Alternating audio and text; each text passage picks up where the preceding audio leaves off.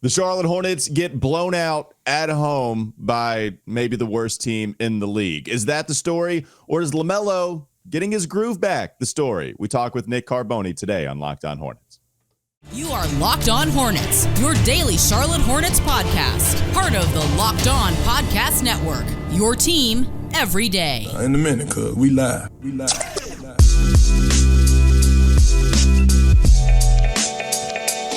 It's Locked On Hornets, part of the Locked On Podcast Network. It's your team every day. Thanks for making us your first listen. We are free and available anywhere you get your podcast, and that includes YouTube. Today's episode is brought to you by Jace Medical. Empower yourself when you purchase a Jace case, providing you with a personal supply of 5 antibiotics that treat 50-plus infections. Get yours today at jacemedical.com. That's J-A-S-E, jacemedical.com.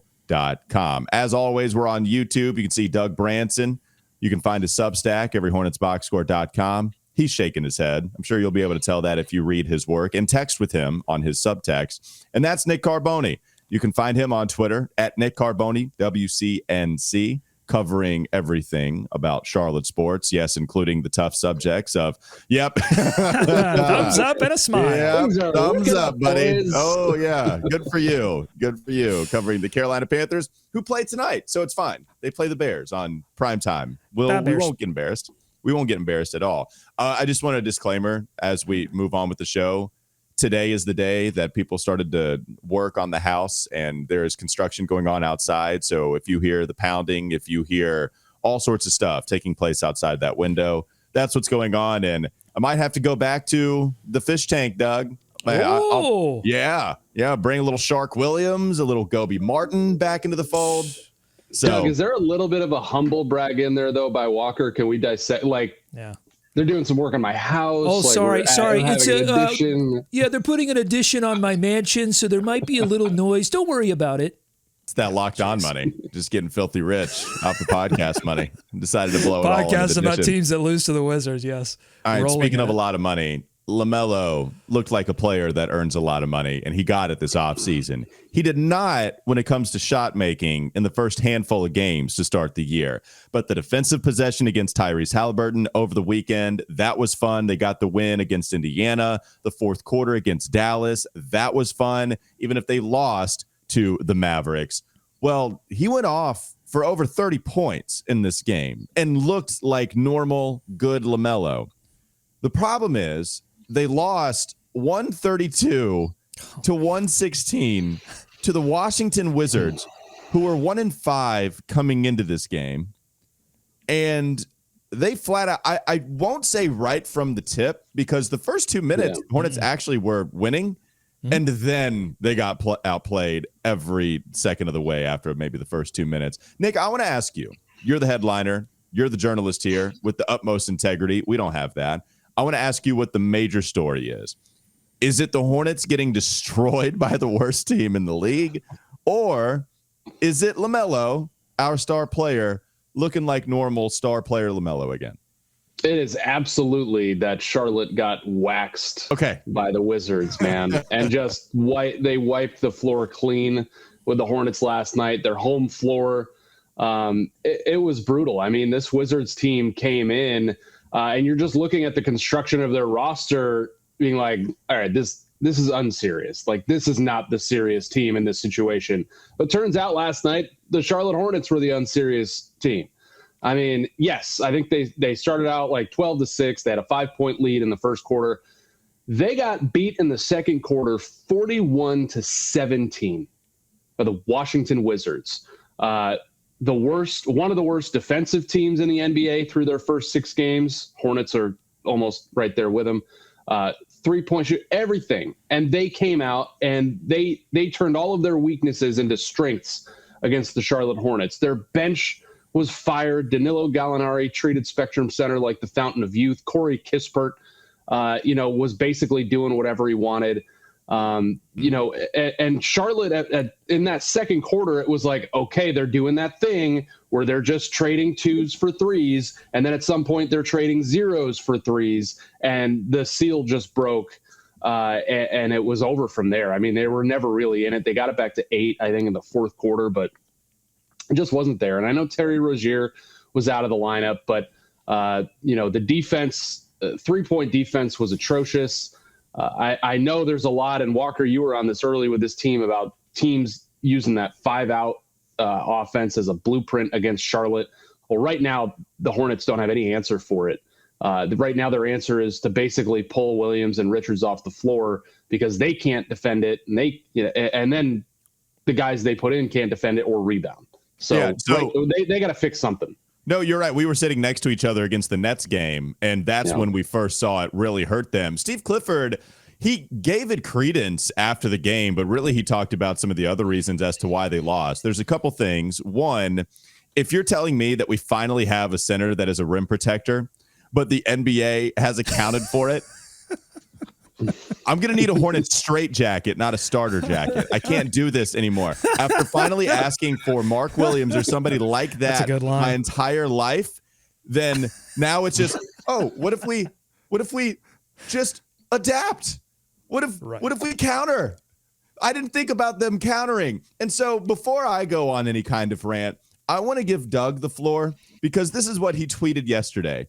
I've got some things to say tomorrow.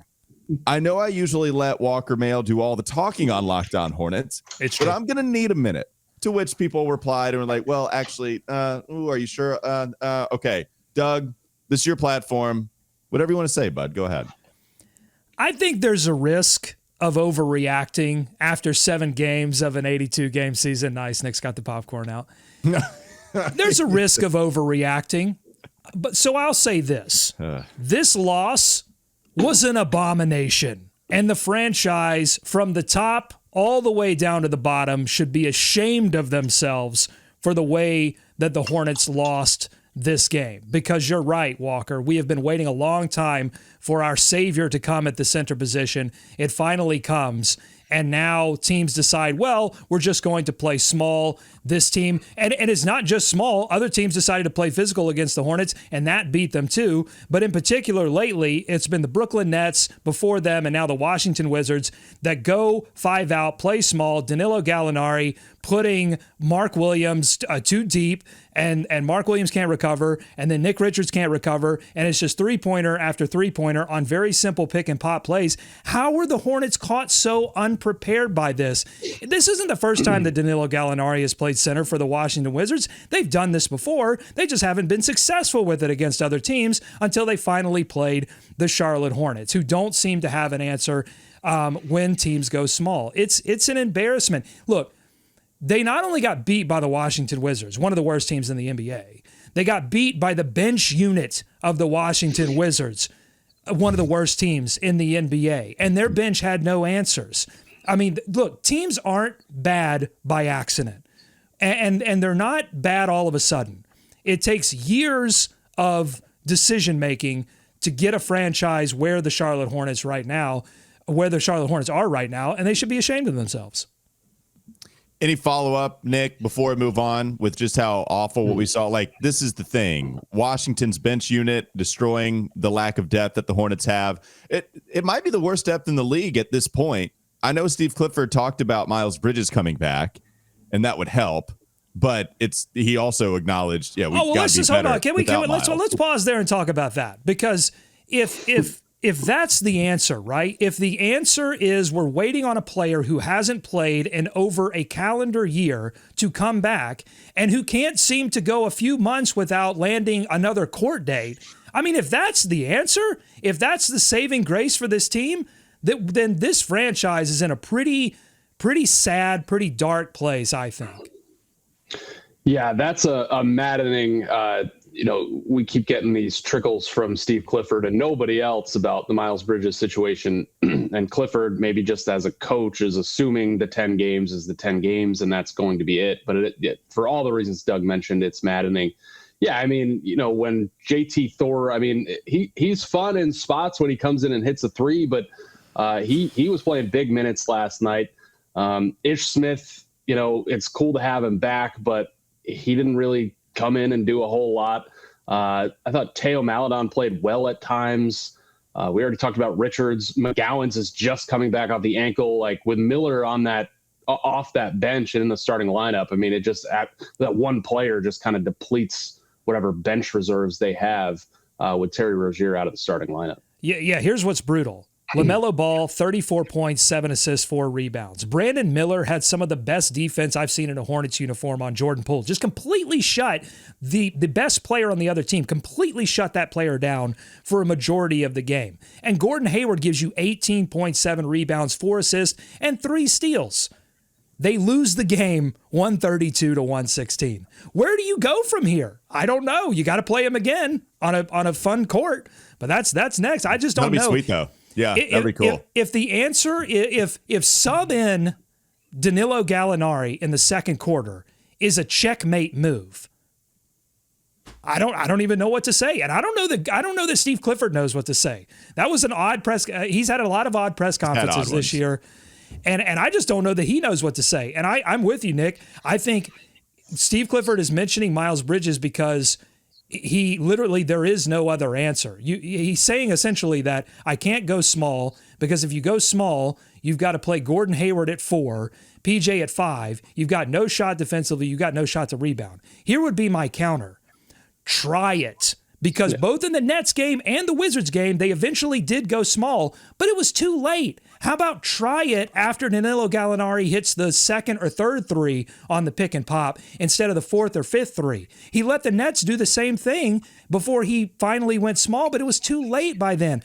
Steve Clifford has now joined the Do Something Club. I'm just begging him to do something. Try it. Because how can it get worse than 132-116?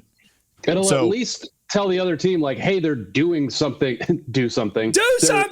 They've adjusted, so maybe I can't just walk to my spot and hit the same 3 I've been hitting all second quarter. Yeah, it has a lot of people saying Mamma Mia Mitch right there in the second bullet point. Let's talk about if this is a Mitch Kupchak problem, Steve Clifford problem, both. Who deserves more blame? This is good old-fashioned sports radio, baby. Coming up next on the Locked On Hornets podcast. Don't go to sleep on the Hornets just yet. You okay, Doug? I heard the sigh. I feel a little bit better. I'll say that. Yeah, I got some things off my chest. I appreciate it. Good. Nick will eat some popcorn and sip some coffee, and I'll tell you about our friends at eBay Motorsports. We appreciate them. eBay Motors, not Motorsports, by the way. eBay Motors. That would be sweet, though. eBay Motorsports would be cool. Our partners at eBay Motors have teamed up with Locked On Fantasy Basketball host Josh Floyd to bring you some of the best fantasy picks each week, all season long. Whether you're prepping for a daily draft or scouting the waiver wire, every week we're going to provide you players that are guaranteed to fit on your roster. So let's see who Josh picked out for us this week's eBay Guaranteed Fit Fantasy Picks of the Week. We actually have a couple of names that hit close to home. How about Brandon Miller? Hey. Brandon Miller should be starting for the rest of the week while Terry Rozier recovers from his groin injury. Don't we know it? He becomes more interesting for fantasy teams. Maybe not delivering a ton in the fantasy way yesterday, but did contribute a couple of different areas in the box score. So not only is Brandon Miller one of his top 5 picks for the week, how about Bismack Biyombo? Yes, Biz is in here with Xavier Tillman now dealing with knee soreness. Biyombo could be getting starts and bring boards and blocks to your fantasy team. Biz and Brandon, that's some good stuff right there. Josh Lloyd helping you out on your fantasy basketball team. Josh Lloyd from Locked On Fantasy Basketball is going to help you win your fantasy championship. And eBay Motors knows a championship team is about each player being a perfect fit. It's the same with your vehicle. With over 122 million parts for your number one ride or die, you can make sure your ride stays running smoothly. Brake kits, LED headlights, roof rack, bumpers, whatever your baby needs, eBay Motors has it. And with eBay Guaranteed Fit, it's guaranteed to fit your ride the first time, every time, or you get your money back. Plus, at these prices, you're burning rubber, not cash. Keep your ride or die alive at ebaymotors.com. eBay Guaranteed Fit, only available to U.S. customers. Eligible items only. Exclusions apply. More Locked On Hornets ahead. Doug, you thought the Brandon Miller pick was interesting from Josh Lloyd. So he gives us 5 players to choose from. I think Dylan Brooks was in there. We mentioned Bismack Biyombo. Denny Avdia, just some guys that are lower on the totem pole, but because of injuries, they might have a little more value. You thought the Brandon Miller choice was interesting. Why? Well, I think it's a good kind of sneak pick because he, maybe a lot of people don't know that Brandon Miller's going to be starting because of the Terry Rozier injury, so you can kind of get one over on people and maybe get him where he's available. But I don't think he's going to have big points performances or big rebounds performances or big assist performances. He's been more of an all-around guy and focusing on the defensive end of the floor and not really racking up a ton of steals, just locking guys down, which is super important for the Charlotte Hornets, but not particularly beneficial as a fantasy player. I will say he's not much in danger of having like a 2-point night. Right? I mean, he's going to do something every night. And that's sort of been the eye-opening thing about Brandon Miller as a rookie is, wow, he can come in and consistently contribute in a lot of different areas. It's just like if you're looking for him to score 25 on a random night or rack up like 12 rebounds, it's not going to happen. He's an all-arounder.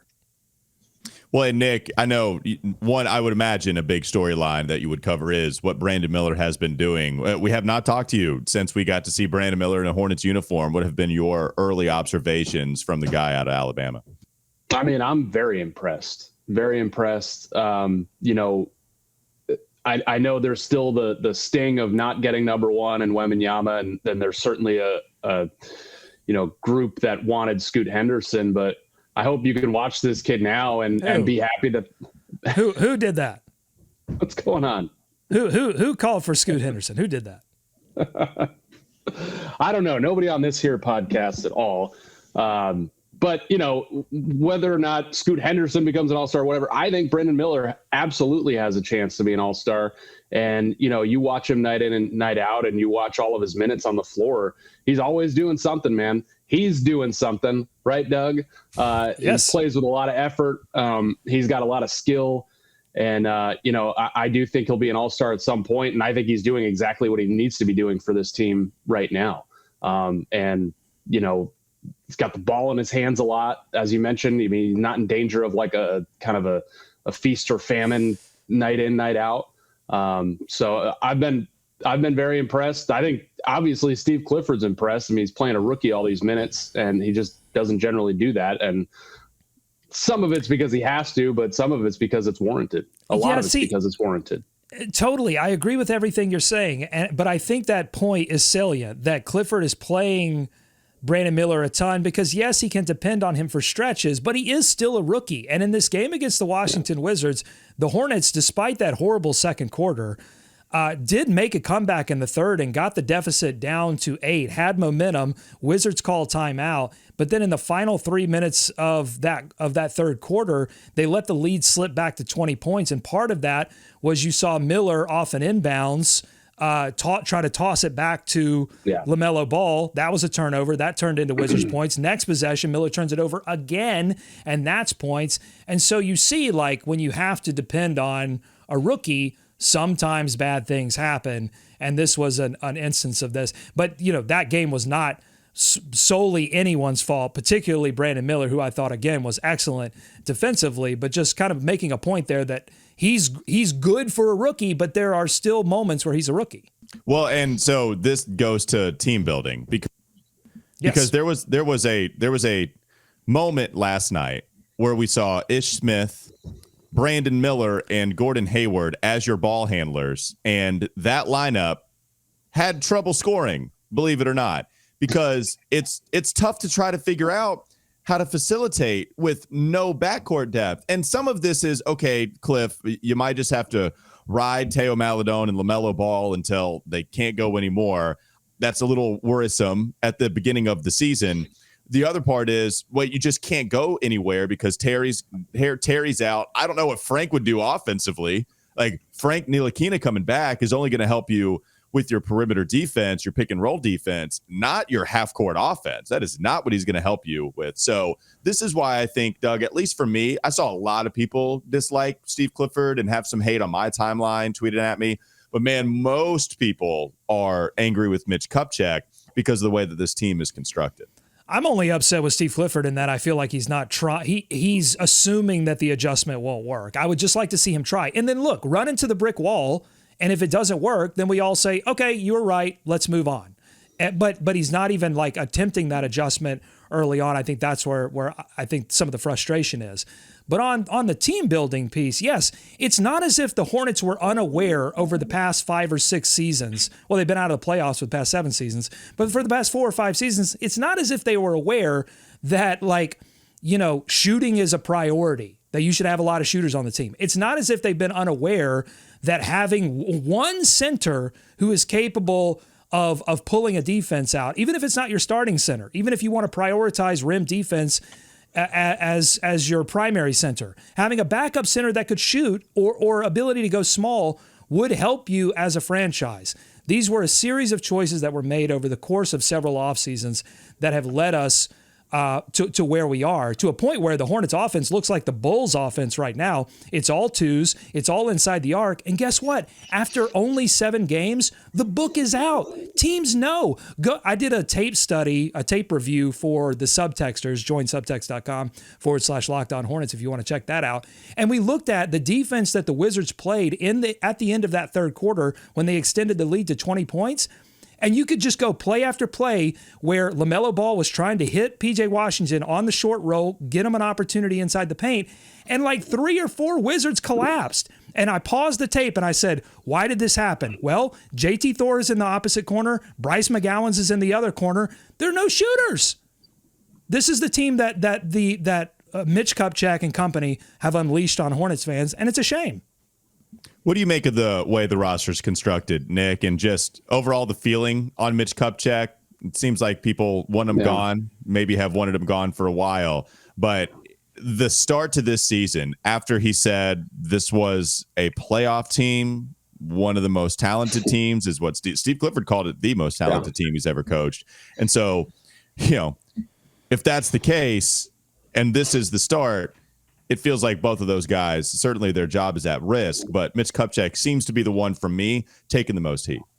Yeah, I mean, listen, and we could probably have a full podcast about Kelly Oubre Jr. and all that came with him being here, but he's shooting 41% for the Sixers right now, man. I know he was up and down, but he was somebody that at least was willing to take shots out there and could make them in bunches or at least stretch the floor a little bit for you.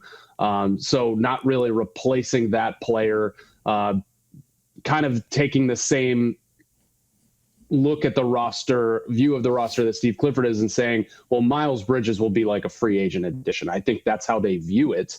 Not everybody does, for sure. And what's going to haunt Mitch Kupchak when he's ultimately let go after this season? Because unless this team does something absolutely drastic, that's what's going to happen with new ownership. They are there a lot.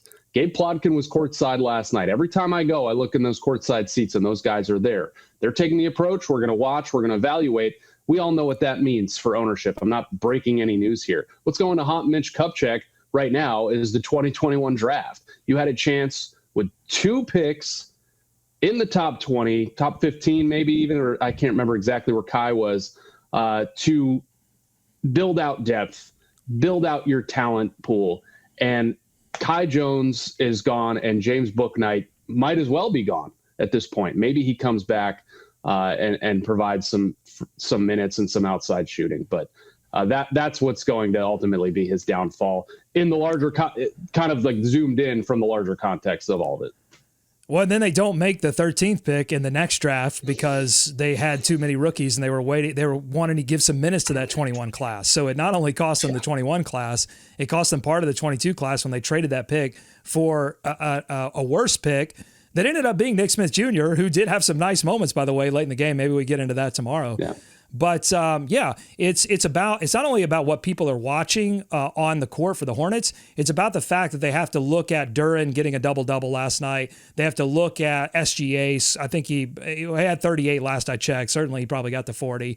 So SGA, another opportunity that Mitch Kupchak had to make the pick there. It's what you're not seeing in a Hornets uniform that also hurts. I've got 2 things that I'm tired of hearing, and I don't want to hear anymore until the Hornets turn this thing around. I'd like to let you guys know what those are in the next segment. I don't want to take up any more time. Okay. I got 2 things. Doug talks about what he doesn't want to talk about. Coming up next on the Locked On Hornets podcast. I don't want to hear it. Don't go to sleep on the Hornets just yet. Who knows what Doug is going to say? The construction is picking up as well, so I apologize for everybody listening to it, but we got to get through this read together, and so just bear with me. Sometimes this is how it is, recording a podcast at the house. We appreciate Jace Medical for sponsoring this show. We spend a lot of time talking together, you and I. We get fired up on wins and losses, who starts, who sits. I'm thankful for that connection that we have. And today, I want our chat to be a little more personal. I just learned that you can get a 1-year supply on ED medications. You realize what that means. It means you can bring it on extended travel. You can bring it on the next natural disaster or supply chain issue. You're covered, my friend. You don't have to worry about whether or not you can refill your generics for Cialis or Viagra. And this is possible because of our friends at Jace Medical. I told you it was going to be personal. I told you, but it's an appropriate conversation. Go online right now at jacemedical.com to receive your 12-month supply on your daily medication. Remember to use promo code Locked On at checkout, too, for a discount as well. A verified customer did have this to say about Jace. They're thankful for their service. Supply chain issues caused them to cut pills in half to have it. They ordered most of their daily meds with a year supply. They also ordered an antibiotic kit. They feel secure now. Prices are lower than local pharmacies. They highly recommend this for everyone. If you or someone you love would get some peace of mind by having a year supply of any daily med, go to jacemedical.com to see if it's offered for you. Remember to use promo code Locked On for $20 off your purchase. Again, that's promo code Locked On for $20 off your purchase. More Locked On Hornets ahead. Doug, there was something you didn't want to talk about that you wanted to talk about. Share with the people. Well, now there's 3. I don't want to hear any more about the construction on your $1 million mansion. I'm tired of hearing about you putting in a new pool and, a new pool house. I'm done with that. So that's number 1. I'm putting an in-season tournament basketball court. It's going to be sweet. You guys should come over. Okay. The second thing that I'm tired of hearing is playoffs. I don't want to hear anyone mention playoffs or play in or how this team gets into the postseason. They need to focus on how do they beat the worst teams in the NBA. They've had a soft schedule to open, and they've handled it terribly. They've been beaten by Houston, by Detroit, by Washington. It's unbelievable. So no more talk about that. The third and final thing that I'm done hearing about is Mark Williams and having perfect from the field games. Now, no, I love that. No, don't take that away. The guy's missed 7 shots. I mean, look, I know he's got other things to do, but that is a fun stat. Please don't take that. Where are we going to go? Where do we go? Why don't you want to take? Because I'll tell you why. I'll tell you why. Because it seems fun, but it's cotton candy. That's all it is. It's cotton candy. You eat too much of it, you get sick. It's equivalent to last season. Remember last season when they kept throwing the stat at us about how Terry Rozier and Kelly Oubre were scoring 20-plus points a game together, and how that was unprecedented in Hornets history to have 2 scorers that were scoring 20-plus points, and they were pretending like that was a good thing when anyone who had watched just a little bit of basketball, it didn't take a basketball genius, it didn't take a head coach, it didn't take anyone that knew anything about basketball to look at it and go, well, yeah, they're scoring 20-plus points a game because nobody else can score because LaMelo isn't on the floor, and they keep losing basketball games. The reason Mark Williams is perfect from the field, part of the reason, I won't take it all away from Mark, that would be disrespectful, but part of the reason Mark is perfect from the field and has a high percentage is because teams are going small because they know they can against the Hornets, and they are allowing Mark Williams to score down low because they know that the Hornets can't shoot. And all they have to do is throw a few more shooters out there and hit a few threes, and it's going to take Mark Williams hitting 2 shots to make up for the fact that they can't shoot threes. So that's true, but I think it's true for 2 games in particular. And the other teams, Detroit just patted them inside, which is not a glowing review for Mark Williams by any means, but it was because they went small. Indiana has Miles Turner that they roll out there. It's not like they go small. They have Isaiah Jackson as well.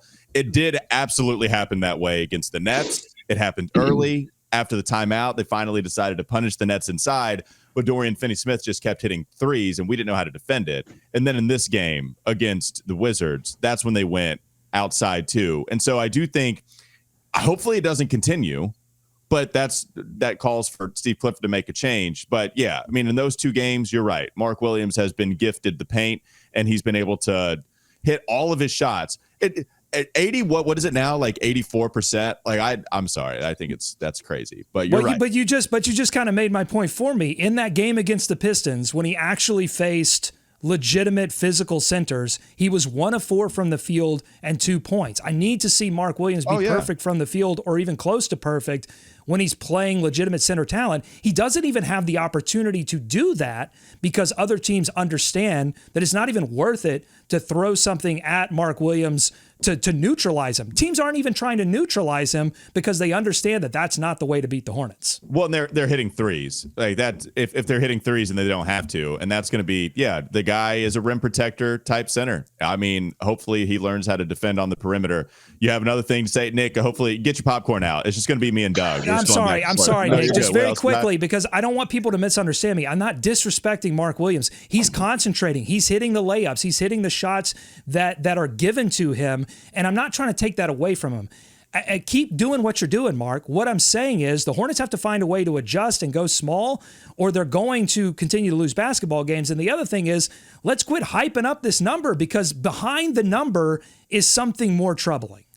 No, the first part's true. I just want to hype up the number, though. Go ahead, Nick. What has you got? But it's kind of like, not to bring the Panthers into this, it's kind of like the Bryce Young consecutive 20 completion game stat that keeps getting thrown out there. I actually bit once on it, but now I kind of realize the error of my ways. It's like, okay, like it's not a bad thing to have that stat, but it is a revealing thing to have some of that stat. I would give more credence to actually Mark Williams' field goal percentage than Bryce Young's 20 completions streak. But all of it's going to Adam Thielen, 5 yards. Although, anyway, that Adam Thielen's been very good. All right, no more Panthers.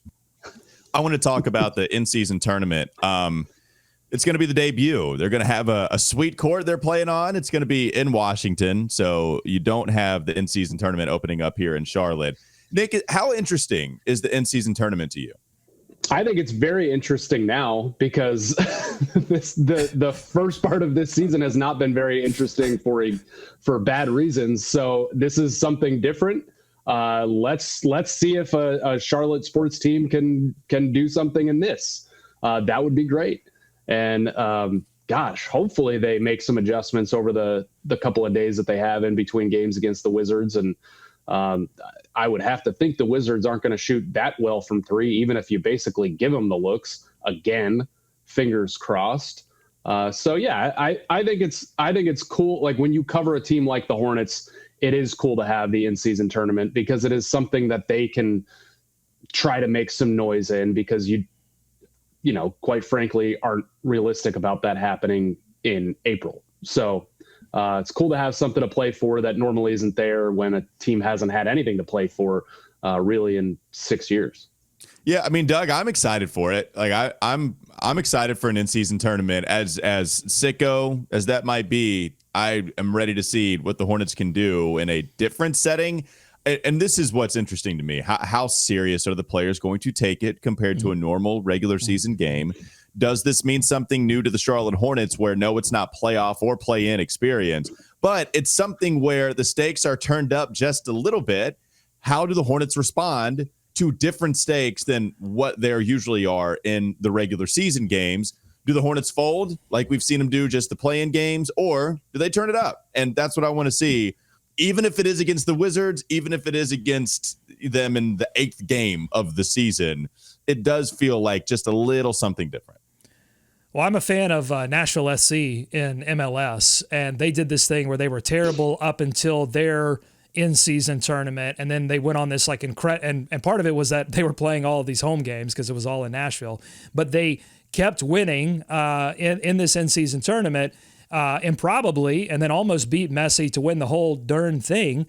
So it's not unusual for teams to just flip a switch when things get weird in season, in soccer at least. So let's see if that happens in the NBA. Part of being a sicko is holding on to the hope despite all evidence to the contrary. So here I am being the sickest of sickos, thinking that they could make an improbable run in the in-season tournament.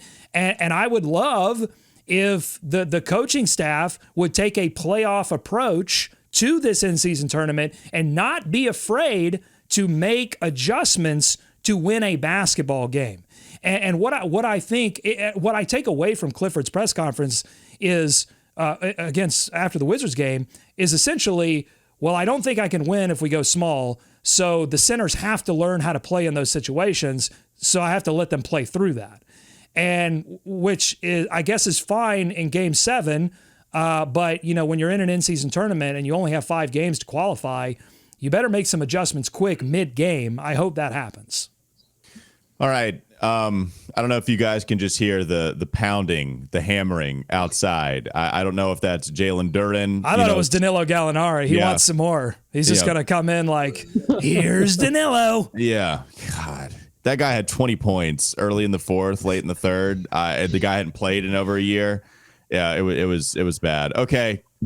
That was tough, but we got through it. Thank you, Nick. I'm glad I picked this game to shoot my shot with you. I appreciate you hopping on. That's Nick Carboni. You can see him on WCNC. Follow him on Twitter at Nick Carboni WCNC for the great Charlotte sports coverage that he provides. That's Doug Branson. You can check him out on his Substack, everyhornetsboxscore.com. And I'm Walker Mail. Listen to me on WFNZ every weekday from 12 to 3. Thanks to the listeners. Thanks to Nick. Thanks for making us your first listen. Remember to catch us tomorrow. Well, we'll preview the in-season tournament game against the Wizards, hoping for a different result.